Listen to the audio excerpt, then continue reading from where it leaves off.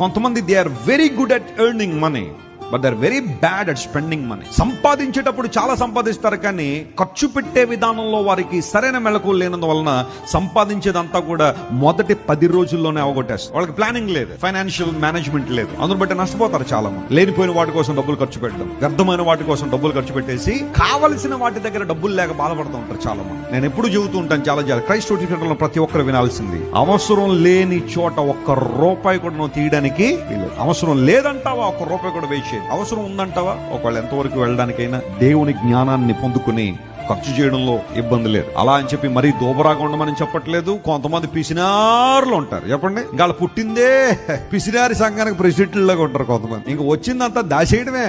ఏం వండమంటారండి ఈ రోజు చింతపండు చారు కాసే, రేపేం వండమంటారండి, అదే చారు ఉంచే, రేపు ఏదోటి చేసుకుని తిందాం. ఇంకా ఏటల కాలం అంతా చింతపండు చారులోనే బతికేస్తుంటాడు. ఆయన డబ్బులు లేవంటే బోళ్ళు ఉంటాయి. ఏంటంటే సేవింగ్ సేవింగ్ సేవింగ్ సేవింగ్. ఒకరు డామ్ అంటాడు.